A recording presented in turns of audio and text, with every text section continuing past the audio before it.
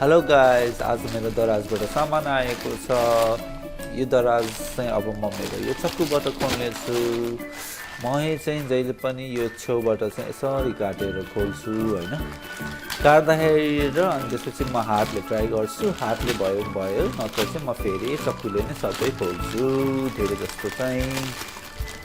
ल हाम्रो प्याकेज पनि दराज निस्किसकेको छ। यसो हेर्दा त प्लास्टिक अलिकति च्यातेको पो छ। यो त के गरेर पठाएको होला है यो।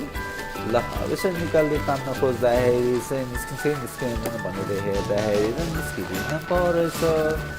सो अब यसलाई कसरी खोलौँ भइरहेको थियो। मैले त ल चक्कुबाट नै म खोल्छु भनेर मलाई लाग्यो। त्यसपछि अलिकति यसको टेप निस्किनु बित्तिकै सट्ट निस्क्यो। ल आजसँग भएको हाम्रो यो प्रडक्ट चाहिँ फ्यान्टेकको WGP13 Shooter II मोडल हो है त। अब हामी यसमा भएको प्लास्टिक पनि निकालौँ है। अनि एकचोटि हाम्रो प्रडक्टलाई राम्ररी हेरौँ। यो चाहिँ हाम्रो बक्स प्याक भयो हाम्रो फ्यान्टेकको WGP13 को कन्ट्रोलर। यसमा चाहिँ हाम्रो पछाडिपट्टि चाहिँ के फिचरहरू छ, कतिको के छ भन्ने कुराहरू चाहिँ सबै लेखेको हुन्छ है त। ल अब यो हाम्रो कन्ट्रोल हेरेपछि अब हामी यसलाई हेरौँ। यसलाई चाहिँ सिल केही पनि गरिएको थिएन। सायद यो टेस्टिङ गरेर पठाएको हुनुपर्छ है त।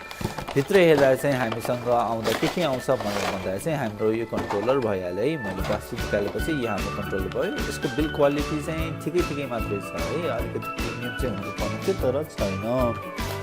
त्यस्तै गरेर हामीसँग छ यहाँ एउटा डङ्गो। यो चाहिँ वायरलेस कन्ट्रोल भएको हुनाले यसमा डङ्गो लाउँछ। अनि यो चाहिँ हाम्रो चार्जिङ केबल चाहिँ हाम्रो यो चाहिँ टाइप C मोडलमा छ है। यसको चार्जिङ टाइम चाहिँ 3 देखि 4 आवर्स भनेर भनेको छ। यहाँ हाम्रो थ्याङ्क यू लेटर है कम्पनीबाट आएको पेपर्समा साह्रै राम्रो थियो। त्यसपछि हाम्रो वारेन्टी कार्ड, यसमा चाहिँ सायद 3 months रिप्लेसमेन्ट र 1 year मेन्टेनेन्स वारेन्टी हुनुपर्ने हो। अनि यो हाम्रो युजर म्यानुअल है त। युजर म्यानुअलमा चाहिँ विभिन्न भाषाहरूमा सेम कुरा लेखिएको छ।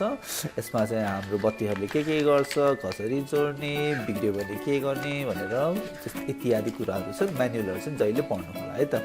ल अब हाम्रो कागजपत्रहरू छेउ लागौँ र अनि हाम्रो प्रडक्टहरू हेरौँ है त। यो चाहिँ हाम्रो कन्ट्रोलर भयो, यो हाम्रो चार्जिङ केबल र यो हाम्रो डङ्गोल चाहिँ तपाईँको पिसीमा अनि तपाईँको PS3मा र फोनमा चल्छ भनेर भनेको छ है त।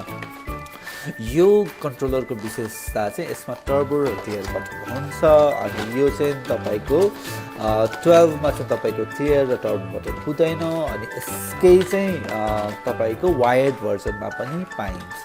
तर वायर्ड भर्जनमा चाहिँ टर्बो र कन्ट्रोल हुन्छ कि हुँदैन चाहिँ मलाई थाहा भएन है। सो यही हाम्रो प्रडक्ट हो। यस्तै भिडियो हेर्नु छ भने मेरो च्यानललाई लाइक र सब्सक्राइब गर्नुहोला।